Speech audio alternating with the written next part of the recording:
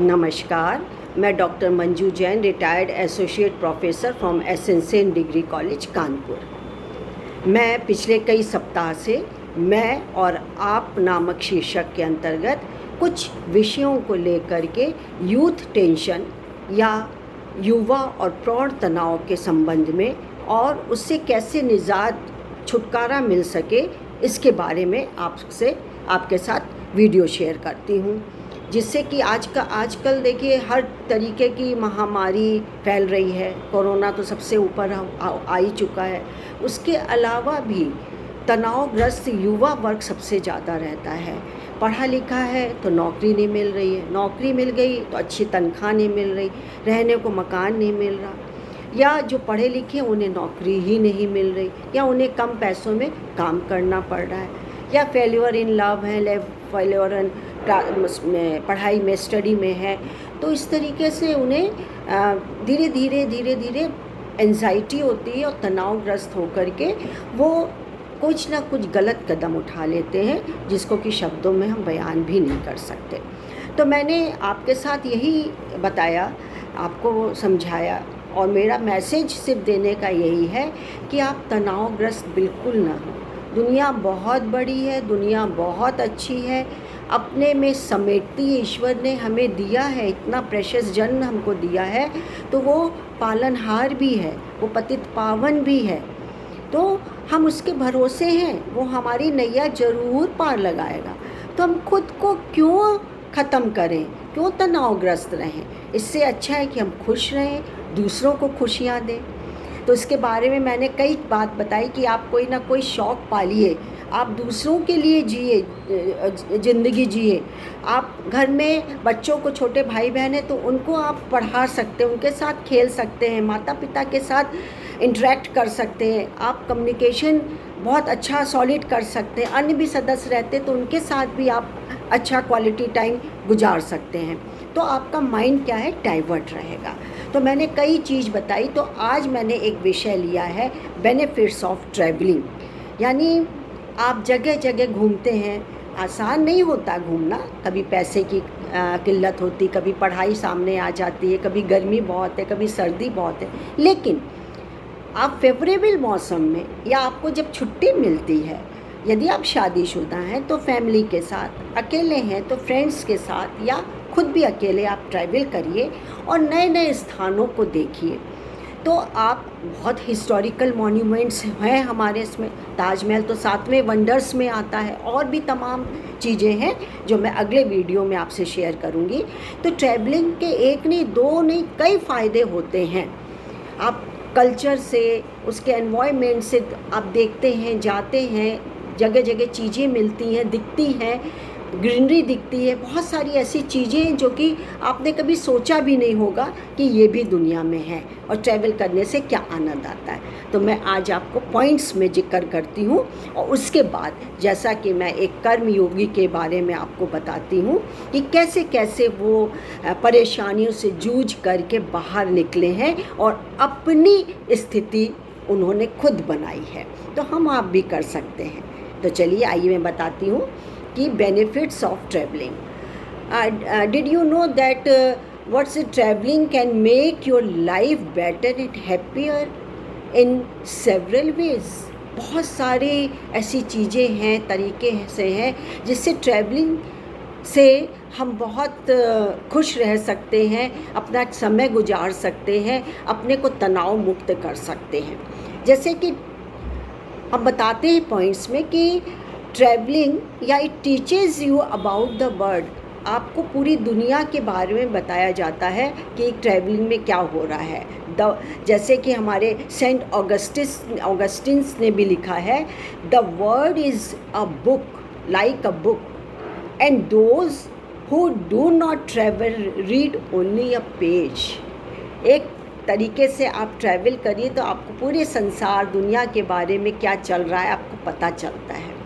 Travelling teaches you about your homeland. आपके अपने शहर में, आपके अपने आसपास, आप मतलब यूपी में हैं तो यूपी की मुख्य जगहों में, पूरा यूपी मत भी घूमिए, बहुत बड़ा है, बहुत समय लग सकता है, लेकिन मेन चीज़ तो हम यूपी में देहरादून है, नैनीताल है, मथुरा है, वृंदावन है, वाराणसी है, कानपुर है, लखनऊ है, राजधानी है, यूपी की राजधानी है लखनऊ। आप वहाँ पर देखिए, ट्रैवल करिए कि वहाँ कैसा कल्चर है, क्या हो रहा है, क्या चल रहा है, कैसे लोग हैं, कैसे टेस्ट है उनका, और फिर आप अपने से कंपैरिजन भी कर सकते हैं कि कौन सी संस्कृति ज़्यादा अच्छी है, कौन सी भाषा अच्छी है, तो आपको अपने होमलैंड के बारे में पता चलता है। फिर travelling teaches you about yourself. आपको अपने बारे में कैसे, you can learn a lot about yourself through traveling. You can observe how you feel being far from your country. आपको ये पता चलता है कि हम कंट्री से कितने दूर हैं, कितने पास हैं, क्या चीज़ें हमको लुभा सकती हैं, क्या हम कैच कर सकते हैं, ये सब बिना ट्रैवलिंग के नहीं मिल सकता। करिए ट्रैवलिंग, चाहे आप साइकिल से 10 किलोमीटर 20 किलोमीटर आसपास का एरिया देखिए, या फिर आप बस लीजिए। आजकल बसें सेवा बहुत अच्छी मिलती हैं, शताब्दी बस है और तमाम है जो एयर कंडीशन भी हैं, और रात में ट्रैवलिंग के लिए आपको सीट भी बहुत अच्छी स्लाइडिंग सीट मिल जाती है। आप ट्रेन से कर सकते हैं, आप प्लेन से कर सकते हैं, तमाम वो हमारे मीन्स ऑफ ट्रांसपोर्ट हैं जो कि आप चूज़ करके ट्रैवलिंग उसके द्वारा कर सकते हैं। फिर travelling makes you more talented. कैसे? During traveling you will meet people, so many people, you meet people that are very different from you, हमसे अलग होते हैं। यदि हम यूपी के हैं, यदि हम बंगाल जाते हैं तो बंगाली व्यक्ति ज़्यादा, वहाँ का कल्चर, वहाँ की भाषा, वहाँ का खाना पीना, वहाँ के तरीके, तौर तरीके, मिठाई, नमकीन, सब हमसे डिफरेंट होती हैं। तो if you travel enough you will learn to accept and appreciate these differences. Travelling makes you more open and accepting. आपको खुले माइंड का बनाता है, आपको चैलेंजिंग बनाता है, आप एक्सेप्ट करने लगते हैं कि क्या अच्छा है, क्या बुरा है, या हम क्या देख रहे हैं और कितना अच्छा है दुनिया में देखने के लिए चीज़ें। It provides you with unforgettable moments and experiences. Travelling, अभी हम लोग बात करते, ट्रैवलिंग के दौरान आप बहुत सारी मॉन्यूमेंट्स, किला, आप जयपुर जाके देखिए, इतना सुंदर हवा महल, जंतर मंतर, सब कुछ देखने के लिए है। आगरा आप चले जाइए, ताजमहल तो है ही सर्वोपरि, उसे फतेहपुर सीकरी है, दयाल बाग है, ढेरों चीज़ें, होटल्स हैं, वो आपको देखने को मिलती हैं। और गुजरात साइड आप जाते हैं, या महाराष्ट्र, गुजरात और राजस्थान साइड आप करते हैं तो अनेकों आपको मॉन्यूमेंट्स, मंदिर, वहाँ का कल्चर सब पता चलता है। फिर आप यदि साउथ का कर रहे हैं तो साउथ तो बहुत बड़ा है, आप आंध्र प्रदेश भी कवर कर सकते हैं, चेन्नई भी कर सकते हैं, आप केरला भी करते हैं, आप तमिलनाडु भी करते हैं। तो आप देखिए कि खान पान भले ही वहाँ पर चावल और इडली डोसा खाया जाता है, लेकिन वहाँ का रहन सहन या उसमें भाषा जो है, वहाँ तेलुगु, तमिल, मलयालम बोली जाती है, और इतने सुंदर समुद्र और तट है, समुद्र तट है कि देखते ही बनता है, आँखें बिल्कुल पथरा जाती हैं, सोचते कि अरे दुनिया में इतनी भी चीज़ें हैं। तो ये आपको डिफरेंट प्लेसेस देखने को मिलता है, तो यह अच्छा अनुभव लगता है, अच्छा अनुभव फील करते हैं। फिर travelling makes you more confident and independent. Travelling will inevitably make you more independent and confidence. कैसे? You will realise that you can cope with a lot of unexpected situations. You will realize that you can survive without all that help that is always available for you at home. You will likely find out that you are much stronger and braver than you have expected. उससे भी ज़्यादा stronger है, अच्छे हैं, जितना कि आपने सोचा ही नहीं होगा, उससे भी बियॉन्ड है। बेनिफिट हमारे और क्या है कि travelling let's you gain useful knowledge. आपको नॉलेज कैसे पता चलता है कि आप वहाँ की किताबें देखते हैं, वहाँ का कल्चर देखते हैं, वहाँ के खान पान, रहन सहन, हर चीज़ से आप वाकिफ़ होते हैं। और आप बारीकी से यदि वहाँ के मॉन्यूमेंट्स के बारे में जानें तो आपको पता चलेगा, अरे हमारा खजुराहो 1500 साल पुराना है। हमारा ताजमहल मुमताज़ की महल की याद में बनवाया गया था। शाहजहाँ ने इतने साल पहले इसको खड़ा किया था। अब का क्या डिफरेंस है इस कल्चर में, क्या चीज़ें हैं जो हम देख सकते हैं, देख नहीं पाते हैं, वो सब आपको नॉलेजेबल बनाती है, आपके अंदर एक बताती है, ज्ञान के चक्षु खोलती है कि हमारा आर्किटेक्ट, हमारी जो वो हमारी निकासी की जो वो निकासी को क्या कहते हैं, हमारा जो पानी निकालने का और चढ़ने का जो सिस्टम है वो कितना स्ट्रॉन्ग था। मैं खजुराहो गई थी, वहाँ का आप ड्रेनेज सिस्टम देखिए, वो आज भी नहीं लॉक होता है। उन्होंने पाइप डाल रखे हैं, पाइप को फिर हर मंजिल, हर 2-2 फीट पे उन्होंने कटआउट बना रखा है कि कहाँ से ख़राब ये चौक होगा तो हम खोल सकते हैं और फिर नट बोल्ट से हम उड़ भी सकते हैं, किस तरीके से। लेकिन चौक ही नहीं हुआ। कैसे उसमें पानी भरता है बड़े बड़े हौदों में, कहाँ से पानी पूरे में जाता है। कहीं राजा महाराजाओं का किला देखें तो उनको, क्योंकि एयर कंडीशन तो थे नहीं, कूलर थे नहीं, तो कैसे उनका कमरा, रूम, महल, राजमहल, रनिवास कैसे ठंडा होता था। पानी से हौद, हौद के ऊपर पंखा, पंखे से ऊपर चलाने के तरीका मार्वलस, पता ही नहीं था हम लोगों का। जब देखा तो ज्ञान चक्षु हमारे भी खुले कि वाह ऐसा भी होता है। फिर ट्रैवलिंग मोटिवेट्स यू, आपको मोटिवेट करती है कि आप और देखिए, क्या देखिए। After arriving home from a long journey, a lot of travelling experiences that they are much more motivated than they were before they left. फिर इसी तरीके से और 1-2 पॉइंट डिस्कस करती हूँ कि travelling provides you with stories you can left your children and grand children. जो चीज़ हमें पता नहीं थी, क्या इसके पीछे कहानी जुड़ी हुई है।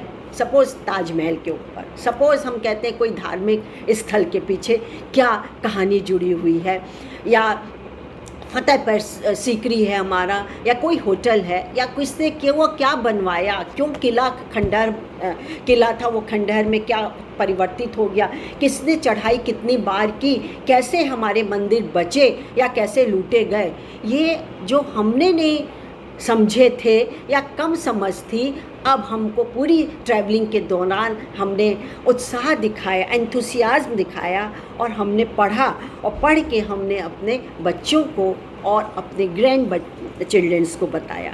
तो बड़ा ही नॉलेजेबल चीज़ है। और ट्रैवलिंग में जगह जगह जो आपको तरह तरीके के रहन सहन, कपड़े, वेशभूषा, और यहाँ तक कि अभिवादन करने का तरीका, कोई सलाम करता है, कोई नमस्कार करता है, कोई हाय कहता है, कोई हैंडशेक करता है, कोई पाँव लागा करता है, सब आपको देखने को मिलते हैं। यहाँ तक कि अलग अलग 100 मील की दूरी में या हर एक स्टेट की आप ज्वेलरी देखिए, उस पर नक्काशी देखिए, वो सब एक दूसरे से अलग हैं।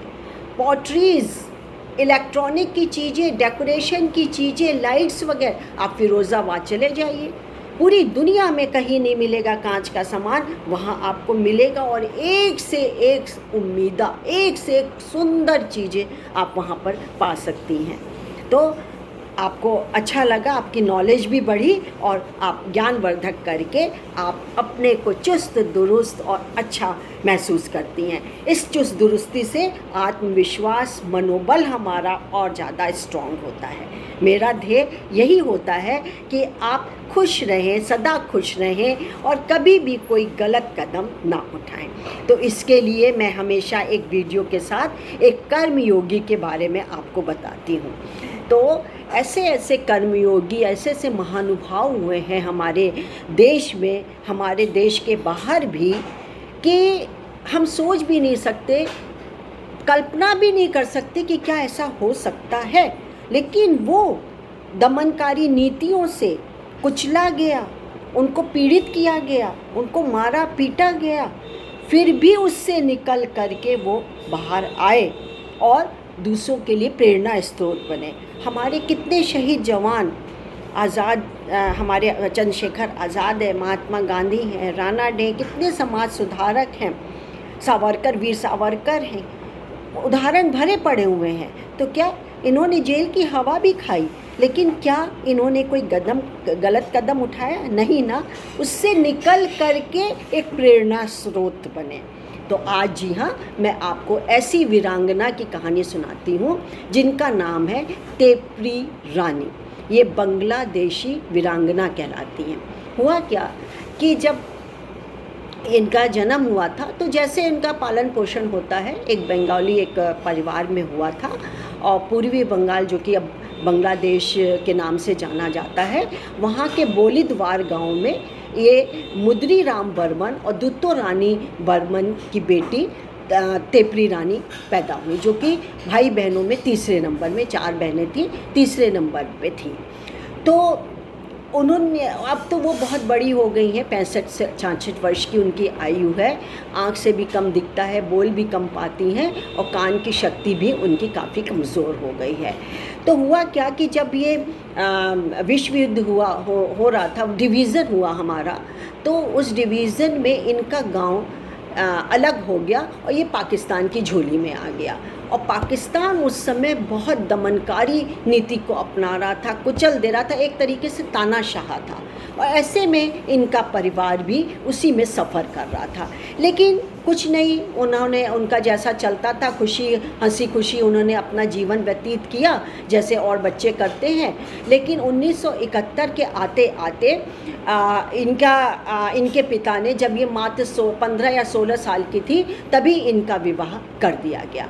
और विवाह के कुछ महीने ही हुए होंगे, तभी शादी के जैसे हंसी खुशी जीवन बीत रही थी, लेकिन शादी के कुछ महीने बाद ही मुक्ति संग्राम यानी आज़ादी के लिए संग्राम छिड़ गया।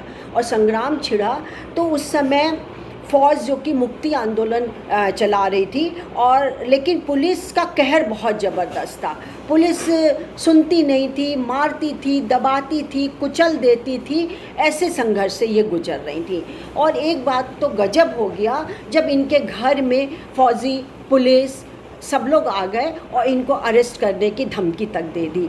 लेकिन उस समय ईश्वर ने शायद साथ दिया होगा, उनके पड़ोसी को ये भनक पड़ी और पूरा परिवार, ये तेपरी रानी का पूरा परिवार पड़ोस में शरण ली, और 3 दिन तक ये पड़ोस में रहे। लेकिन ये 3 दिन भी अच्छे से नहीं गुजर पाए, अच्छे से गुजरे, और चौथे दिन से इनकी त्रासदी बहुत ज़्यादा विकराल हो गई कि पुलिस फोर्स ने आकर के सारे इनके परिवार को, माता पिता, बहनों को और इनको बंदी बना लिया। लेकिन उन सबको तो एक जगह रखा और तपेरी देवी को गिरफ्तार करके, ये सियालडिंग जगह एक है, उनको अलग रखा। और अलग रखने पर इन पर यातनाएं की, इतनी यातनाएं की कि मारते थे, खाना नहीं देते थे, समय से बहुत कम खाना देते थे, और इनका यहाँ पर यौन उत्पीड़न भी हुआ। किसी तरीके से फिर इनके ये छूट करके आई, लेकिन दूसरी बार ये बच नहीं पाई, उससे भी ज़्यादा इनकी त्रासदी और इन्होंने दुख झेला। अब वो 1-2 दिन नहीं, 1-2 महीने के लिए नहीं, पूरे 6-7 महीने के लिए ये पुलिस और ये आतंकवादी के कब्जे में रही, और आतंकवादी इन्हें बहुत कष्ट देते थे। यहाँ तक कि यदि ये फौजी की बात नहीं मानती थी, अनसुना कर देती थी, तो इन्हें बेल्ट से पीटा जाता था, और उनके सैनिक अपने पैरों के बूट से इनके हाथ को कुचल देते थे, इनके पैर पे धमाधम मारते थे, इनके पीठ पर कोड़े बरसाए जाते थे। पर ये अडिग रहीं अपनी मुक्ति के लिए, अपनी आज़ादी के लिए, कि ऐसा कहर नहीं होना चाहिए। और अब देखिए कि धीरे धीरे इन्होंने, जब ये छूट करके आई, तब ये गर्भवती थी, और इनके वो क्या करती, वो अपने पति के यहाँ गई जब 6-7 महीने बाद, शादी के 6-7 महीने बाद, तो ये उस समय गर्भवती थी। तो उनके पति ने उनको रखने से इनकार कर दिया, तो भी उन पर वज्रपात हुआ। अब क्या न करे, माता पिता ने उन्हें शरण दी, पर वो बहुत संकोची स्वभाव की निकली और माता पिता पर बोझ नहीं बनना चाहती थी, क्योंकि पिता भी इनके बहुत वृद्ध हो चले थे। तो इन्होंने सिर्फ 50% की एक नौकरी, क्योंकि एक बेटा रत्न पैदा हुआ और उसके पालन पोषण के लिए ये कहीं पर फूल बेचना, ठेला चलाना, इस तरीके की इन्होंने नौकरी की और 5 टके की नौकरी में अपना घर किसी तरीके से चलाती थी, तो बच्चे की पढ़ाई लिखाई के लिए प्रश्न ही नहीं उठता था। लेकिन धीरे धीरे ये आई और करीब 4 दशक के सामाजिक अपमान का दंश भोगने के बाद अपने सम्मान की लड़ाई करना इन्होंने नहीं छोड़ा और करीब करीब 2017 में बांग्लादेश में आखिरकार इनको वीरांगना की उपाधि से सम्मानित किया गया और वहाँ की सरकार ने इन्हें 10,000 टके मासिक पेंशन देना शुरू किया और वहीं के जो एक डिप्टी कमिश्नर और कमिश्नर ने मिल कर के उनको 2 रूम की पक्का मकान उनको सौंपा, पक्के मकान दिया और मासिक पेंशन से इनका काम गुजारा चलता था।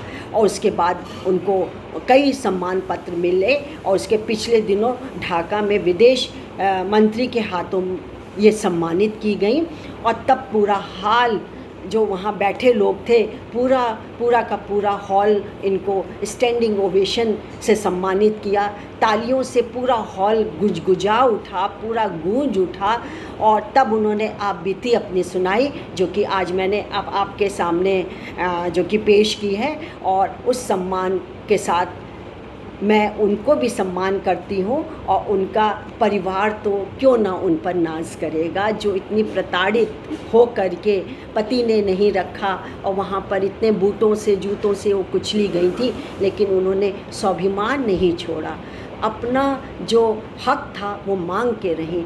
तो क्या हम और आप जरा सी विपत्ति में विचलित हो जाएं? नहीं, मैं बार बार आपसे यही संदेश देती हूँ कि किसी भी विपरीत परिस्थिति में आप विचलित ना हो, जूझें, लड़ें और आप एक दिन आपकी जीत पक्की है, ये मैं आश्वासन 1-2 नहीं पूरे 100% आपको आश्वासन देती हूँ कि जीत होगी, ज़रूर होगी। आज के लिए इतना ही, नमस्कार।